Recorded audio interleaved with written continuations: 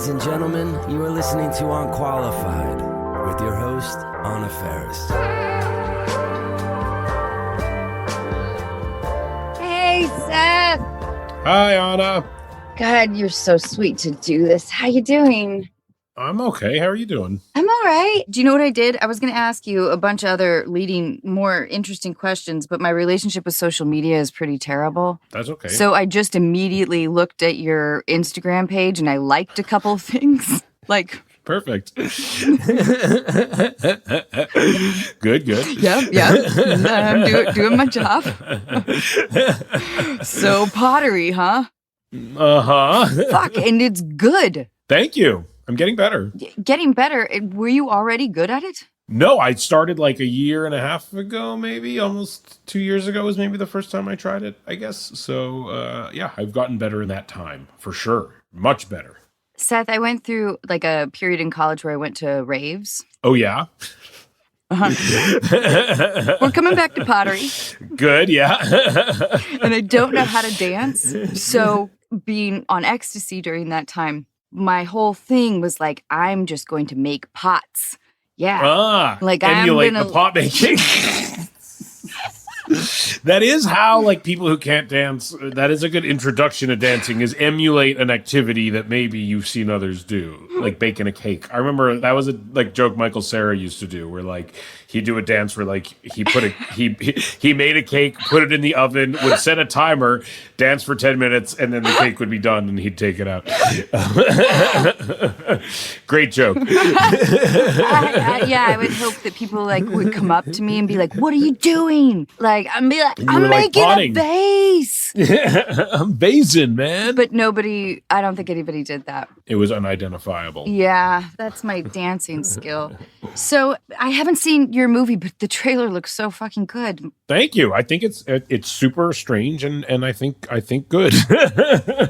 Would you accept a compliment of that your comedy has always been incredibly progressive? Thank you. In terms of like oddness? Yes, I would say I would take that.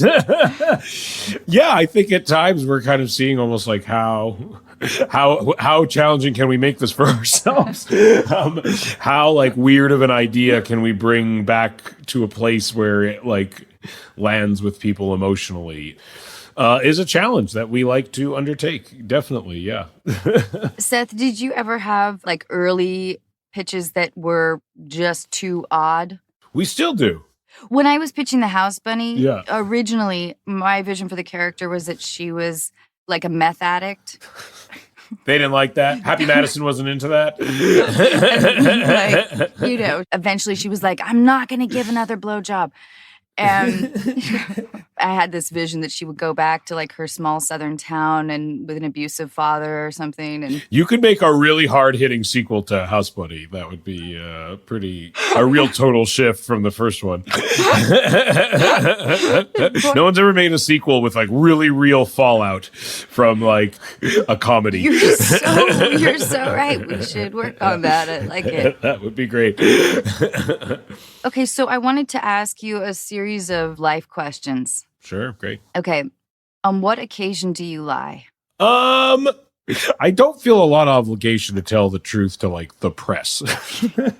Like usually I'm just selling a movie. Like I do not like to lie about the quality of my films. I in general try to make movies that I can go promote with honesty, and I try to make films that I really like for that reason. But aside from that, I do not feel a large obligation, to be honest, like with my personal life and things like that, to like the press, basically. So like if you're involved in a project that you believe could be, could have been better, it's hard to, I mean, I'm speaking, of course, through myself here. Yeah. Those moments where it's like, oh, it has something for everybody. Yes. I can definitely tell you the Pickle movie does not have something for everybody. Yes, I try to make And it's because early on I did find myself promoting films that I really didn't like that much, and I hated it. And I then started like reverse engineering a lot of choices I was making just so I wouldn't have to do that. And it doesn't always mean like the movies are getting fantastic reviews and doing well, but if I genuinely like them and think they're good, it makes my life so much easier, you know. I was promoting Scary Movie 3, I think. I don't know, one of those. But I was on The View. Yeah. At the same time, Lost in Translation was out, and I wasn't doing any press for that because I have a small role in that movie. Yeah. But a couple journalists would bring it up or whatever, and so I told the interviewing producer, well, you know, I do movies like Lost in Translation so I can do my passion projects like Scary Movie. And thank you, Seth. It's a great line. Did they tell you to stop saying that? Well, on The View, one of the hosts said, so I read that you do you do movies like Lost in Translation so you can do your passion projects like Scary Movie. What do you mean by that? I was so new at... It's also weird when you find yourself confronted with like, oh, I have to explain the concept of comedy to someone now, which is a weird thing to have to be doing on television. Like, Totally. Okay, like conceptually there are things called jokes. So do you understand? Like, it's, and I found myself in that position a lot of times. It's a bummer of a place to be. Yeah. Oh, God. Yeah. The marketing people got all mad at me because I ended up saying something like, well, you know, I'm really lucky to be a part of movies that are well reviewed and then movies that aren't well. Like, truly, that's where I went. Like, I have such versatile options as a performer. It's nice bouncing between things people like, people don't like. And Regina Hall was sitting next to me. I remember her just like staring at the ground, like, "Oh God, what's happening? What has happened here?" Okay, all right. To the press. To the press. Which talent would you most like to have? I wish I could sing, because I cannot sing at all. Like, I can maybe, I can fake my way through it for a bar or two, but I wish I was a good singer. That would be nice. Do you think that Lauren, your wife, would appreciate that? Yes, and Lauren also wishes she could sing, and we share in common the desire to sing better than we can. Well, maybe after pottery, this is maybe this is the goal. Maybe as we do pottery, we could learn to sing together. Which historical figure do you most identify with? Oh man, I don't know. Is Albert Brooks a historical figure? Yeah. Because sure, then Albert Brooks. I don't think he would like that, but Will you expand on that? I don't know. I just have always been a big fan of his, and he writes and he acts and he directs and he's incredibly Jewish. So those are all reasons that I relate heavily to Albert Brooks. What's your favorite Albert Brooks movie then? Oh, Defending Your Life, probably. It's so great. I also like Lost in America. That's also a great movie. I mean, all his movies, I think I like real people, but those two specifically are fantastic. The Nest Egg, right? The Nest Egg. You can't say nest or egg. It's one of the greatest monologues in comedy. And Julie Haggerty's incredible. I'm a huge Julie Haggerty fan. She's so great. She's so great. She's so funny. Yeah. All right. What is the best and or worst advice you've ever been given? I think it speaks to the first one is be honest. That can be very good advice and also very bad advice, depending on the situation. Have you been told to just be yourself? I have, and I've also been told that I am not representing who I truly am very well.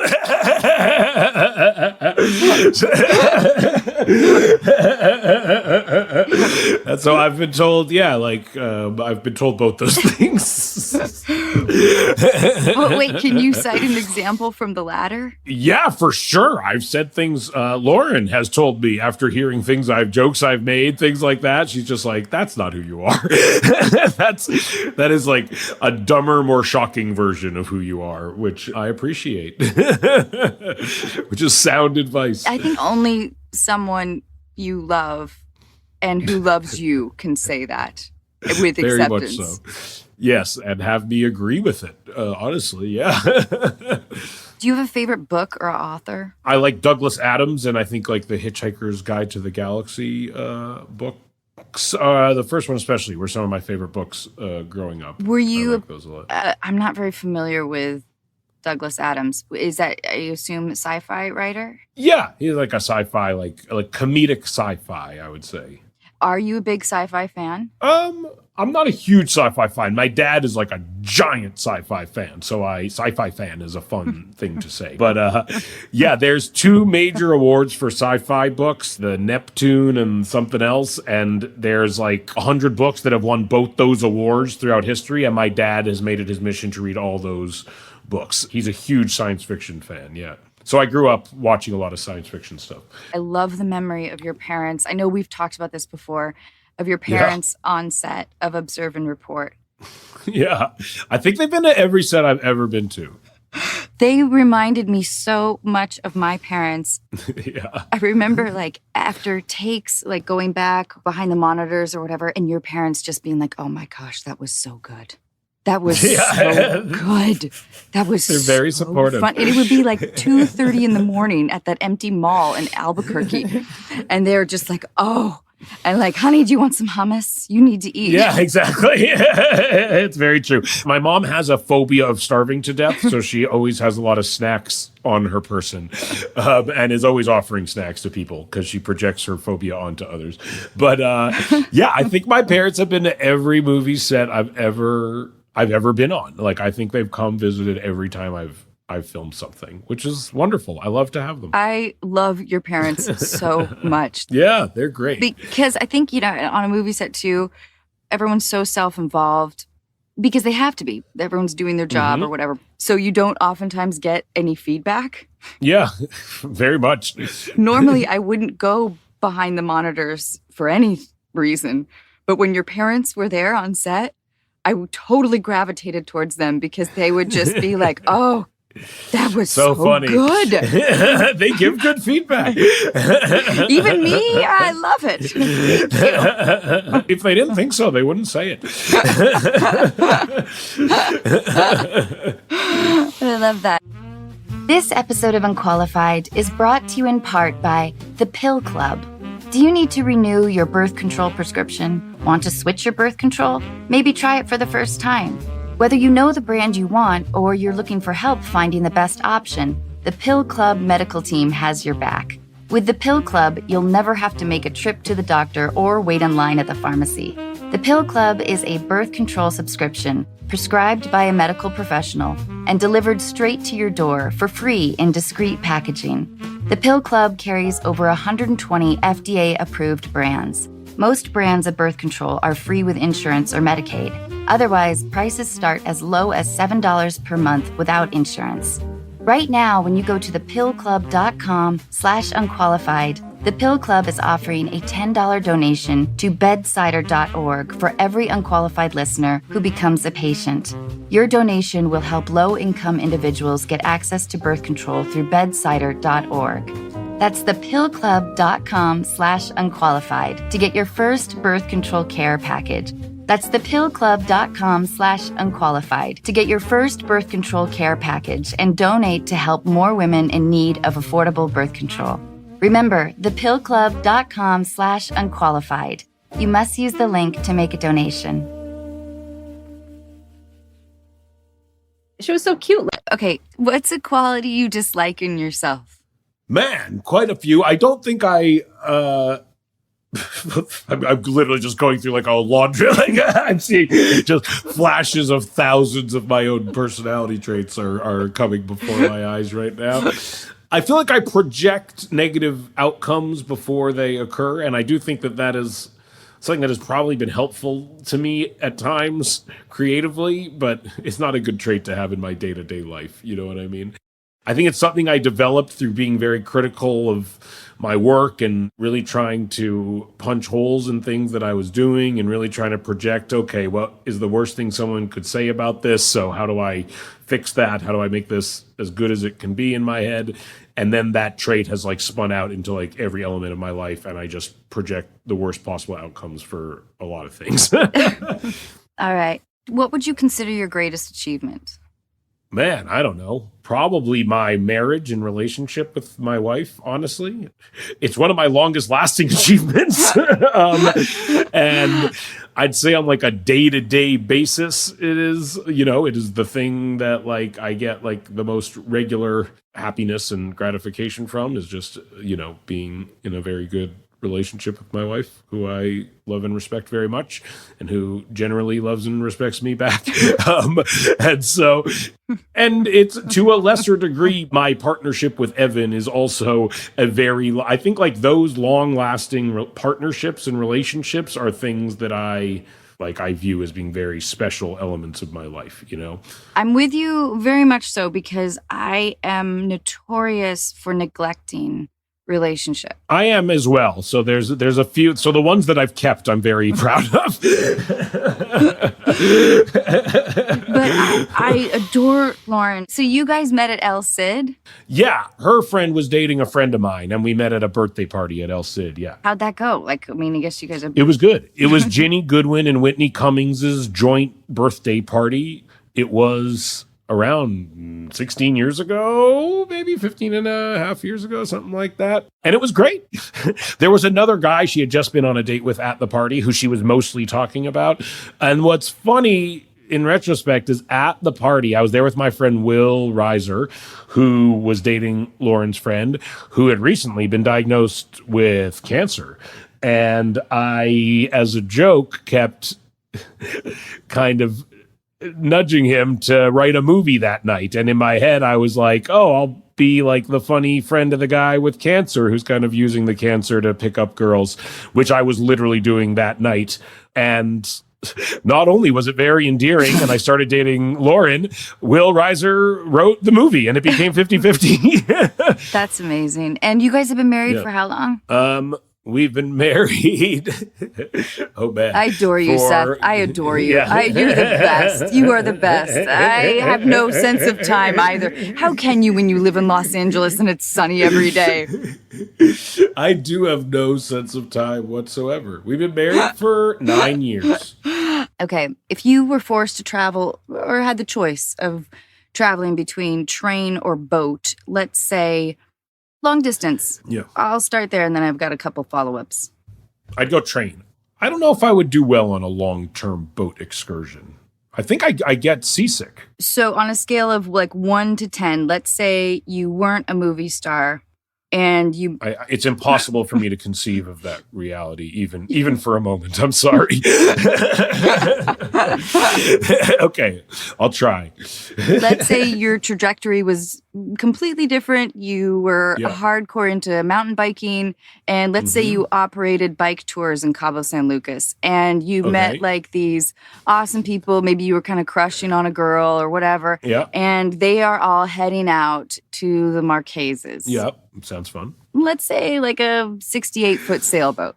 And she wants you to go. It's going to be like a 2-month journey. Whoa. I mean, I think it'll take like a month to get there, they think. Do they have weed? Yeah, they have a lot of weed. Then I would go. You would go? Then yes. But how would you do as like a team member on the boat? I would do my best. I would probably be rendered pretty useless because like there's a real danger I would be vomiting the entire time. Like, well, but with the weed, maybe that suppresses. Maybe it would help. Maybe I'd get used to it. Maybe I'd get my sea legs. I would try. How helpful would you be? Like, would you see yourself sort of as the cook, or are you like operating the main set? I know nothing about this stuff. Would I be hoisting the mizzenmast? Yeah. I could be a cook type person. I think. Yeah, that would be. I could chop. Yeah, I'll provide food for the crew, I think would be my role on the ship. Or swab the deck. I've always wanted to swab things. So you're not exactly... You're not exactly MVP, but you're somewhere in there. I'm pulling my own weight, but I'm not making life that much easier for everybody. I don't know. You could be. With your singing We'll see how they ability. feel about me. Exactly, with my magic singing ability that this version of me has. Do you play any instruments?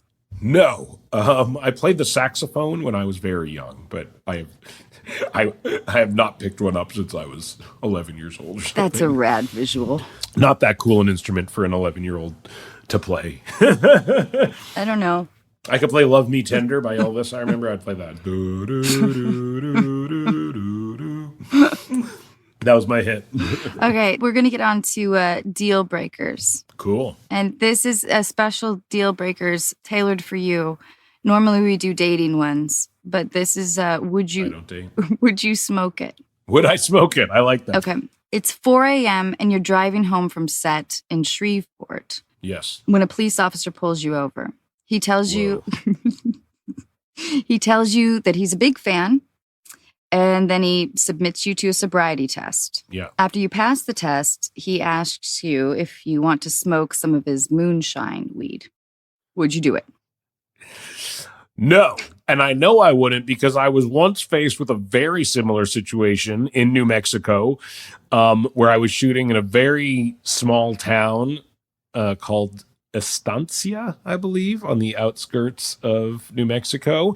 And a cop asked me, he came up to me, showed me a picture of like a bunch of weed plants. And he's like, I'm growing these in my basement, produced a joint. I was like, do you want to smoke this joint with me?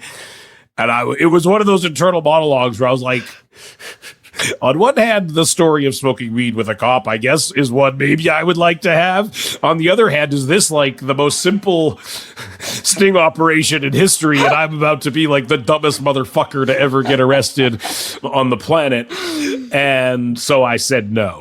So I did not do that, but a cop has asked me to smoke weed with him before, yes. Damn. All right. Okay. I think more than once. That was like the most bet. explicit time. I think it's happened. I bet. Times, I bet. Yeah. Okay, here we go. Michelle Obama asked you to be on her new podcast. Yeah. Before the interview, you run into Barack on the back porch getting high. Yeah. He begs you not to tell Michelle. He says she hates marijuana and she can always tell when he's high and she can always tell when he's lying. And then he offers you a hit. Would you smoke it? Of course, yes. 1,000%. Okay, but then For sure. But then what if Michelle like comes out on the back porch and like, do you want to be in the middle of their... I'd say it's a risk reward thing. I would risk putting myself in the middle of that for the rewards. To me, that's a reasonable trade-off. There is something kind of great when you're in the middle of a couple fight and you kind of know that you can't be blamed for anything. Oh, yeah, that's happened to me a lot of times as well. So, luckily, I have a lot of friends who are very comfortable arguing in front of me as well. So that's very lovely. Okay, while doing some light renovation on your home, you discover a brown paper bag in the bathroom wall. In black handwriting on the front, it says, "Don't smoke until Scott gets back." Oh, no. You open it up and find 2 joints. Would you smoke it? No. I'd put him back in the wall. What? I would respect that. But that's coming from a man who has a lot of access to weed. Yeah, even if I didn't, I would still, I mean, it's 2 joints. Is it worth angering? Someone who took the time to do that, you probably want to stay on their good side. If they had the complicated foresight to put weed in a wall with a note, I would say, like, in the off chance Scott comes back, it's probably not worth pissing him off for 2 joints. He put a lot of work into this. Seth, my partner Michael and I had like a little not a disagreement by any, but I wanted the note to say, "Don't smoke until Scott gets back from Nam." Oh, wow. I still might do it because I don't know if he means the war or just the country. All right. He could just be like backpacking, you know? In Nam? I don't think. In Vietnam. But I don't think your buddies are like, "Hey, man, yeah, this is great. I'm gonna go backpacking around Nam." Evan did. Yeah, but you say Vietnam. Don't you don't say it would be nom. an odd turn. It'd be an odd turn of phrase. I agree. It's a weird way to abbreviate it in peace times. I agree with that. All right. All right. So it's going back in the wall. Going back in the wall. All right. You're stranded on the surface of Mars after a mission gone wrong. There's the tiniest hope of rescue, but the odds are against you. The only thing you have left is a little bit of weed and some lab equipment to fashion a bowl out of. But you know if you strike it up and smoke it, it's going to deplete your remaining oxygen. Would you smoke it? This is like my version of The Martian. I don't know. I guess live by the sword, die by the sword is partially where my head goes. So I think eventually maybe. It depends how bleak it looked, I would say, but maybe eventually. Well, maybe there's a way, we didn't even think about the idea that perhaps you could use it as edibles. Yeah, maybe I could eat it. I mean, if you're on Mars, you have to have some sense of ingenuity. Yeah, that Matt Damon movie made that seem very clear. Yeah, I feel like I could reduce it. I could vape it or something like that. Maybe I could use, there must be some way to both get high and live on Mars. There must be some way. Of course there is a way. Where there's a will, there's a way. Okay, all right. So let's say you're in Pittsburgh shooting An American Pickle. You're taking a walk in the park when a man stumbles out of the bushes.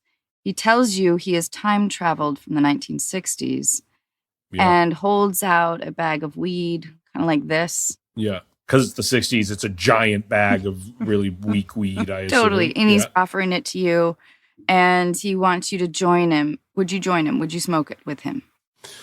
Yeah, I might. Just in case. Just in case it was real.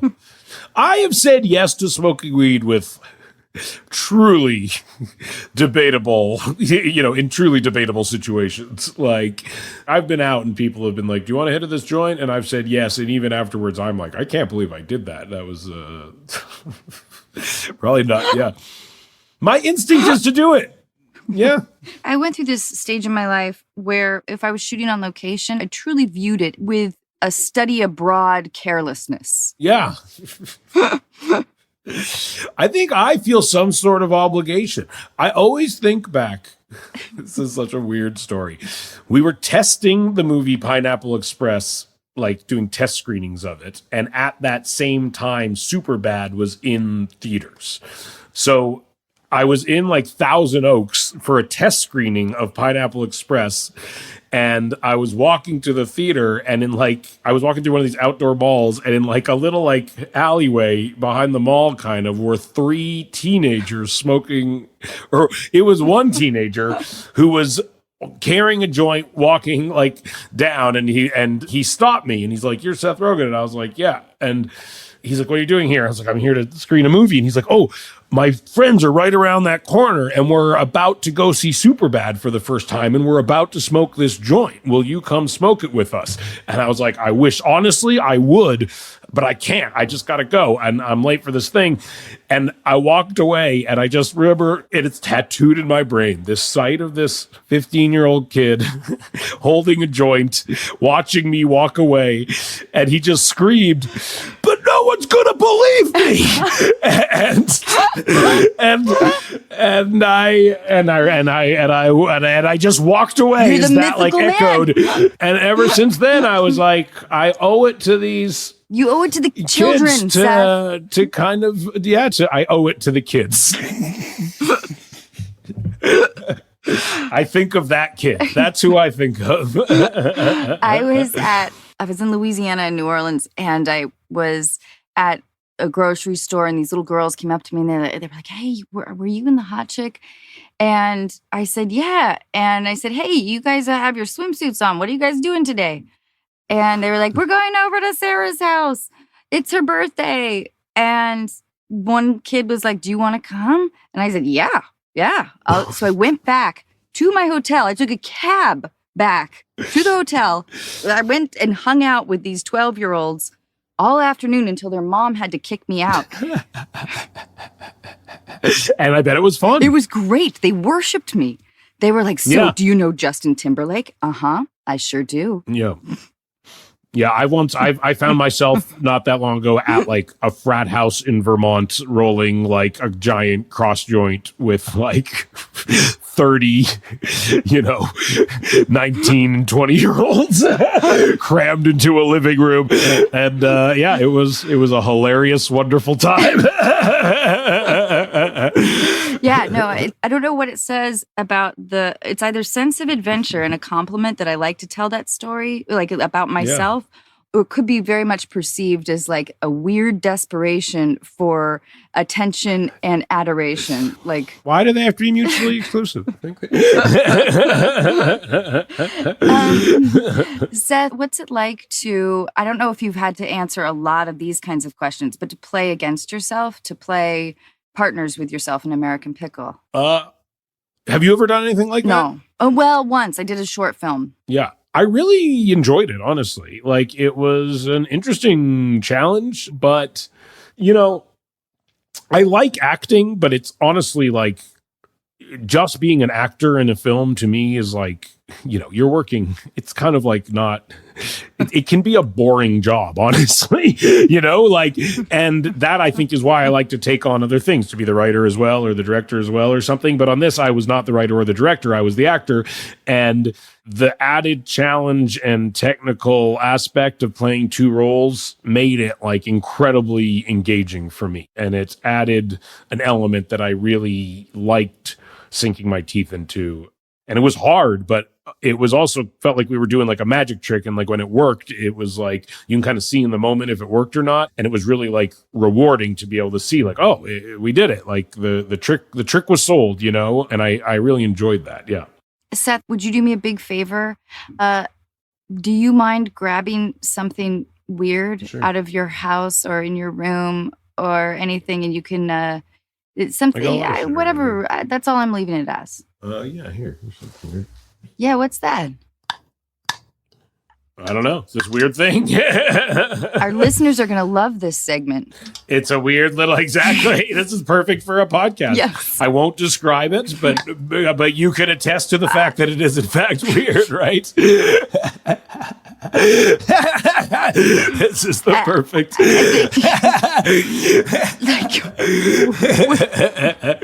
The perfect podcast segment. Yeah. Okay, here I'm doing it.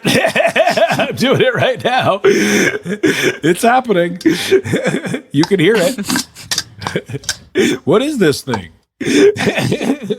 I don't even know if I'm creative enough to describe it in an interesting way. I would describe it as 2 wooden feet and then a spring and then a little wooden head on top. So it's wood. It's like a wooden bobblehead. It's like a wooden bobblehead, kind of. Yeah, I guess like a wooden bobblehead. Does it have sentimental value? I think Lauren gave it to me. Oh. It's from Denmark, but Lauren's never been to Denmark, so I don't know. Maybe she ordered it from a website from Denmark. So yeah, sentimental value. It has an inexplicable joy. I can kind of. It does. It's not unfriendly. I defy someone to dislike a bobblehead type thing. Yeah. Conceptually, bobbleheads are sound. So there you go. All right. Here's some easy ones. Great. What's your favorite ice cream flavor? I think cookies and cream. All right. With Oreo cookies, hopefully. Ideally, aiming for Oreo cookies. Like the big chunks.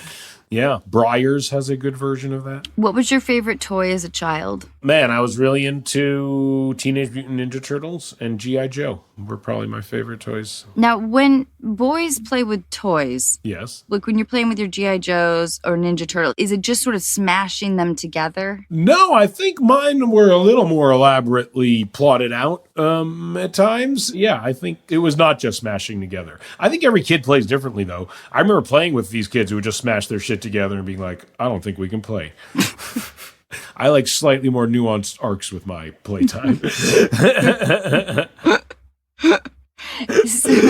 Seth, what was your first boss like? My first job I ever actually had, I was paid to write jokes for a moil, who's a guy who does circumcisions for Jews. You're supposed to do a stand-up routine? No, that was my thought as well. And I think I was 14 or 15, and I was doing stand-up comedy, and a moil approached me after a show and asked if I would write jokes for him for his ceremony, to which I responded, you want jokes? I had never been to a circumcision, but I was like, you want jokes for this? And he did. So he paid me to write jokes for him. Seth, please tell me you remember a couple of them. I do, yeah. You do? Can you tell us? Well, what's funny is I remembered none of them, and then my mom ran into the guy recently. She went to a wedding, and they were like seated next to each other, coincidentally. And he's still a boil in Vancouver. There's not very many because there's not a ton of Jews there. So he is still circumcising children, and he is still telling some of the jokes. And so he had them still, and he sent them to my mother, who sent them to me, basically. There was one about like this kid's going to be the only kid in preschool who can say he survived a knife fight. That was one of this. They were silly jokes like that. And I remember I questioned the motive behind it, but he claimed that it was like a good icebreaker to have a few jokes because everyone's nervous. God, I love that. That's great. That's great. That's the best answer to that question. Yeah. Yep. All right. What's your favorite rainy day movie? Oh, man. What do I find myself watching a lot? Things like Defending Your Life. I rewatch that movie pretty regularly. It's a comforting film, I find. The Big Lebowski, I also think, is a comforting film. Those types of movies. What do you think makes a comforting movie? I think a movie that is not too dark, does not have themes that are too personally triggering for the viewer. I think that's what I find a comforting movie. And I, in general, I'm not saying those are two very good movies, but I, in general, like to watch bad movies also. I think because I make movies, and when I watch good movies sometimes, it makes me not relaxed. It makes me like go into a very worky type mind state where I'm really analyzing what's so good about it and why I suck so bad. And then sometimes when I just watch a bad movie, I'm like, it truly allows me to kind of unplug and relax, you know? So then what's your favorite bad movie? I am always listening to How Did This Get Made, Paul and June and Jason's podcast, and I listen and I try to watch a lot of the movies that they watch. So I just watched Money Plane the other day because that was the latest episode of theirs, which is a truly not very good movie. My son, he's about to turn 8, he got me into The Meg. That is a good bad movie. Deep Blue Sea is probably one of the best bad movies. Incredible. Love Deep Blue Sea. And what's funny is Evan, my partner, truly loves that movie and went on How Did This Get Made to defend it and genuinely likes it and refused to speak about it poorly. All right, so remember, I asked you what's a trait that you disliked in yourself. What's a trait you dislike in others? Oh, man, so many. I mean, I'm trying to think of an overarching trait I dislike in others. There's a lot of people who seem to truly, especially now, be proud of their ignorance. I think that is a trait I dislike. And I think that's different from acknowledging that you don't know things. It is not knowing things and pretending you do.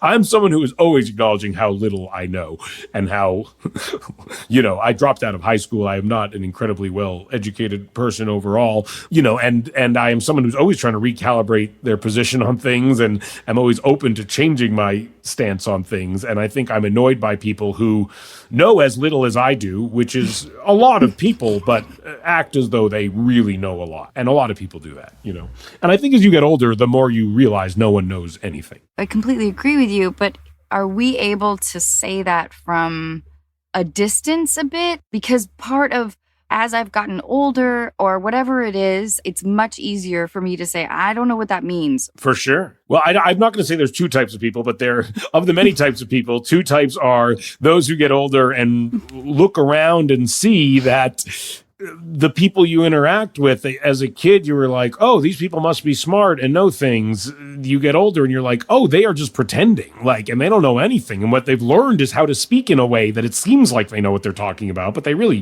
don't. That's their skill. And at the same time, there are people who actually do know a lot of things about certain things. And there are certain people who know a lot of things about a lot of things, but I'm sure those same people would acknowledge that there are other things that they don't know anything about, And then there are some people who, the older they get, the more they act like they know everything about everything and refuse to acknowledge that there's anything that they don't know about and take pride in that position.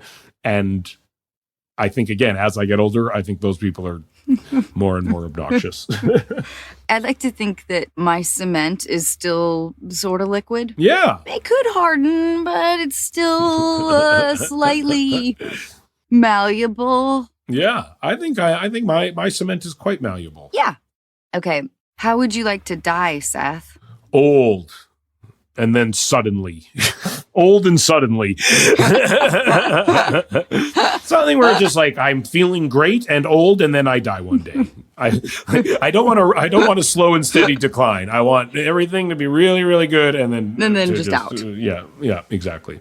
Well, we can push you overboard on your dream voyage to the Marches. Perfect. When I'm 120, you can push me off the boat. Yeah. He was an okay cook. Yeah, exactly. We ate him. And I want to be eaten. Hey, before I let you go, Seth. Yep. In one word, how would you like to be remembered? Oh, man. I don't know.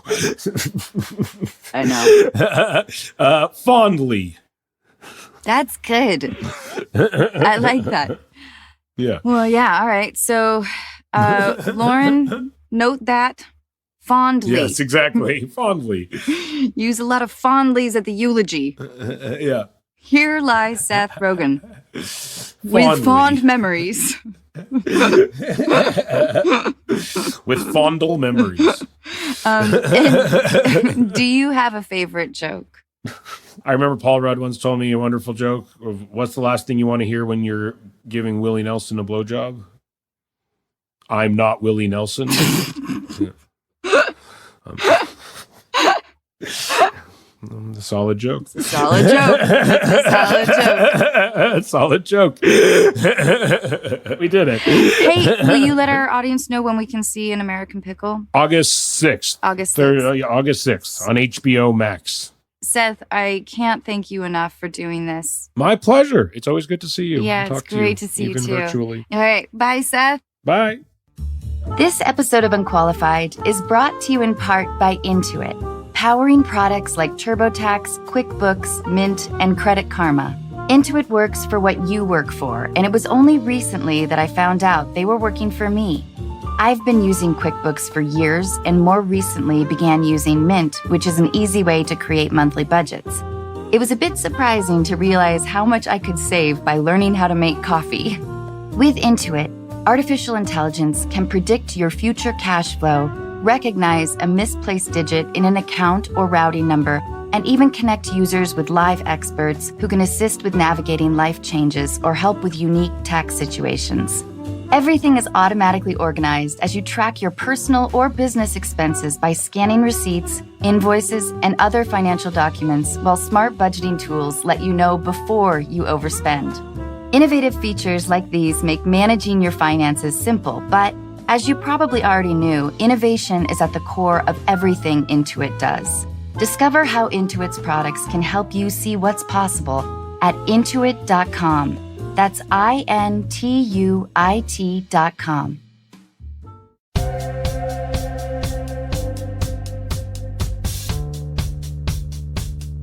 Hey everyone, Dan Savage is back to help me answer your questions. As I mentioned last week, I've been a fan of Dan's since my days in Edmonds, Washington, where I used to read his column in The Stranger. You can hear more from Dan on his podcast, Savage Lovecast. Hi, Dan. Hi. How are you? I'm good. How are you? Good. So we're going to call Chris. Hi, Anna. Hey, Chris. How are you? I'm doing all right in these crazy times. Yeah. Thanks for calling us. I'm here with Dan Savage. Hey, Dan. Chris. Hey. It's an honor, dude. Thank you so much for all that you have done for our community. Oh, that's very sweet of you to say. Oh, thank you. Thank you. Yeah, Chris, I don't know if you're going to be saying that in a few minutes, man. Dan is like, he is. He's getting savage, huh? Yeah. So, Chris, will you tell us what's happening? Okay, so 5 years ago, my ex broke up with me, and he broke up with me because I kept coming to him, telling him that I think he's still in love with his ex and whatnot. And, you know, we were together for 5 years. So was he doing anything that made you believe he was still in love with his ex, or was it just insecurity on your part? Several things. He was distancing himself from me. One of the last times that we had intercourse, it seemed like someone had just left. You know what I'm saying? Mm-hmm. Yeah. So I threatened to tell his mom, which is why he ended things. He felt very threatened by it. Wait. Threatened to tell his mom what? My feelings on what's going on. I don't understand. Threatened to tell his mom that he was still in love with his ex, or threatened to tell his mom he was gay, or threatened to tell his mom that the last time he fucked you, it was like not great. Well, the thing is, his ex was abusive to him. Mm-hmm. And his mom knows that. He stole, he hurt him, he, did lots of bad things to him. And she didn't want anything to do with this guy. Mm-hmm. So considering I felt like something was going on, I felt that I needed to tell her. So he ended things less than a year after we broke up. He marries the guy. Damn. Yeah, and in secrecy. So the mom didn't know, the friends didn't know until 2 years after they got married. Okay, so it's at least 5 years ago that you got broken up. How is any of this, as sad as it is, your concern anymore? It's hindering me from moving on. Mm-hmm. I think about him all the time. I blamed myself for years until we found out the truth. I thought everything was my fault. I messed up something that I thought was great. And I'll date guys, but they last days, if not weeks. It's just hard to move on. And a big part of it is that, from what my friends are telling me, what one of the problems is I'm still really close to his mom. I don't have any parents. They're upstairs, in heaven. Mm-hmm. So she took on that role. Even while we were dating is when my mom passed away. So she took on that role and just became my parental figure, and kind of hard to let go of her, considering we have so much love and now this bond of how we were both betrayed. Well, Chris, you know how memory sharpens itself into positive experiences or very negative experiences. And it seems like if you think about him every day, you've highly romanticized the relationship and who he is. I really empathize with the relationship with the mom. I wish that wasn't a complicating factor, because it sounds like you guys won't get back together. And it sounds like you have maybe latched on, like in your loneliness, especially during this insane time, to the idea of, what could have been, because it was quite a while ago. Yeah. I truly believe that everyone needs to go through, it's horrible, but like a pretty solid breakup to be a full person and have their heart broken. I think that it's important for you to start to restructure what your relationship was. And it sounds like he was still in love with his ex. They have their own issues, but there's nothing that you can or should do about those things right now at all. Do you have like obsessive behaviors in terms of, I don't know, cyber stalking stuff? Like, do you follow him on Facebook? Like, are you social mediaing him? I don't even know that world at all. Lucky you. I don't really, until they just got a divorce last week. Oh my God. Yeah. So okay, like you're not hung up on him. He sounds like a mess. Both of them are. Okay, so often when people say, I got dumped 4 years ago and I'm just like devastated, I'm still hung up on my ex, they're not really hung up on their ex. They're hung up on, or still in love with, their own capacity to love someone. That it's the love that you felt for him that you miss, but not him. Mm-hmm. And by defining it for yourself as about him, it makes it harder for you to go find that with someone else, because you're mixing those two things together that are two separate and distinct things. There was him, and there was your ability and capacity to love, not him, someone. Yeah. And that survives with you, that ability, that capacity, because you could love him that deeply and in that way.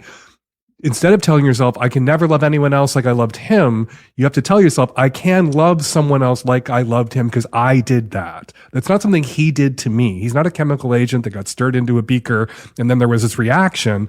That was something I had inside me And that I still have. Mm-hmm. He's gone. Don't link those two things, him and your capacity to love, together, because that will make it impossible for you to love somebody else, because you will have defined your capacity to love as something reactive to this particular person, and it's not. Chris, how frequently do you talk to his mom? I knew you were going to ask that. It's bi-weekly, maybe once a month. When was the last time you talked to her and not about him? It's most of the time now. Oh, good. Okay. Like ever since we found out that he wanted a divorce, which was last year in May, that was it. She told me they're getting a divorce. I'm like, good. You know, they're both messed up in the head, and you know, it's. So you're not hoping to get back together with him now that he's divorced? No, not at all. Good. Not at all. So you're not hung up on him. You're over him. Exactly. It's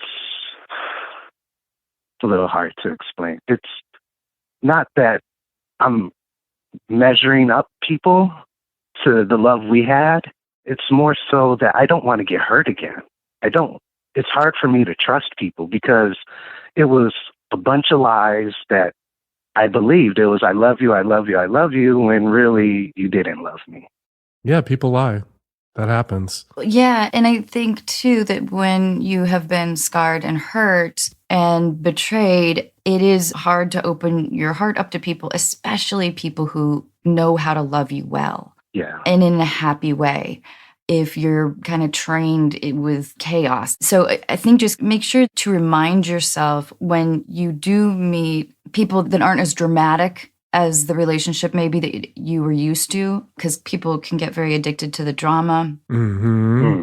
So it makes it hard, I think, to just accept somebody else's love in a full, healthy way. Because they conflate drama with love or with passion. Mm-hmm. How old are you? I am 34 now. Okay, so you're in the relationship for 5 years. Your relationship for 5 years, and it ended 5 years ago. So you were very young, right? This is your first serious long-term relationship, and it was a lot of drama. And so that's another thing you need to unlink, like love and drama. Like some people think that love is drama because their relationships, you know, early formative ones were very chaotic or high conflict. Yeah. And then they seek that out, or they think that if there isn't that kind of drama and conflict, there isn't passion. And that's not true. I do want to ask you something seemingly left field. How long was it between realizing you were gay and coming out of the closet? Oh, I guess I fully came to terms with myself being gay at around 12 and came out around 15, 16. Okay, so why do we come out? Despite the fear of parental rejection, the fear of violence, the fear of all the bullshit that we're going to encounter. Why? It's because, I'm just going to answer my own question. It's because we reach a point where the pain of being closeted, the pain of living that lie is greater. We know it's greater than any pain we could encounter coming out. Mm-hmm. That the pain of coming out seems like it can't be worse, right? Yeah. You're in a similar situation with this love thing where you're afraid to love again because what if you get hurt again?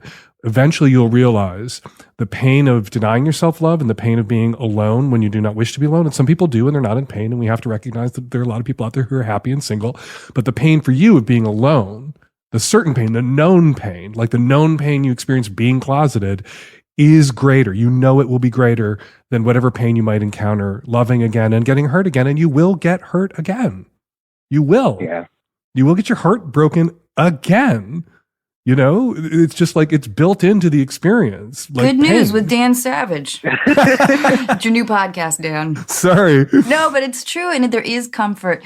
Just like a scar that you get as you go through life, you're going to accumulate more of them. It's what you're signing up for. You're signing up to get your heart stomped on again. It's how you know you have one, getting it stomped on every once in a while. Yeah. And you have to embrace it. You have to embrace that pain. And that's partly what you're signing up for, is the risk of that kind of pain. But it's the risk of that kind of pain as opposed to the pain you're in now, which is concrete and certain. Dan, what do you think, though, about Chris's relationship with his mom? I think he should continue to have that relationship with his mom. If he decouples Thank you. love from, you know, this guy and can, like, you know, see these two things that I've just kind of unpacked with you differently, then the relationship with the mom isn't a threat. isn't what keeps the love for this boy alive. Right. Or this mess alive. I thought that the whole time, but friends and family were telling me, you got to cut her. Mm-mm. I think the only thing that I would be concerned about is how much of your friendship with his mom revolves around concern for the ex, for the son. I think I would just be aware of that. And if you find yourself having these extensive conversations about him and his divorce and the abusive ex, that can, intensify what's already your heartbreak and your obsession a bit with the breakup. So I would just clock that. I agree. And I completely agree that, like, if, all you talk about with mom is the ex and the drama and the divorce and your time with the ex, it can keep it alive for you. But if you have a relationship with her now that's about other shit, and if you have a honest enough relationship with her now where if the ex comes up, you can say, I don't really want to talk about him. It just isn't good for me. And she can respect that and change the fucking subject. Then you can continue to be friends. I think it's smart. So many divorces and broken families and blended families. I just feel it's unnecessarily, spreading the pain around. If you divorce somebody, but they had a good relationship with your family, you can't demand that your family cut that person out of their lives. Yeah. They had a connection that they established for you and because of you, and you're not in charge of their emotional lives and their connections and their friendships. And if they want to continue to see your ex, if the ex wasn't abusive, if there's a really good reason why your family needs to cut that person off in deference and loyalty to you, if it was a low conflict relationship and an amicable divorce or an amicable parting, I think it's better for people to stay in each other's lives than to not. Yeah. And Chris, I wish I could tell you to get back on that horse or whatever. It's such a crazy time right now, which is also something to be recognized. Yeah. I wish there was an easy fix to your sense of guardedness. But instead of telling yourself, I can't do this because I'm afraid of getting hurt, tell yourself, I am going to get hurt. And I'm going to get hurt worse if I don't do this. Yeah, Chris, thank you for sharing. Thank you so much, Anna. And thank you, Dan. You're welcome. Good luck. Yeah. Thank you, guys. Bye, Chris. Bye-bye. Dan, thank you so much for doing this. I think you are way better at it than I am. I really appreciate it. Anytime. Bye.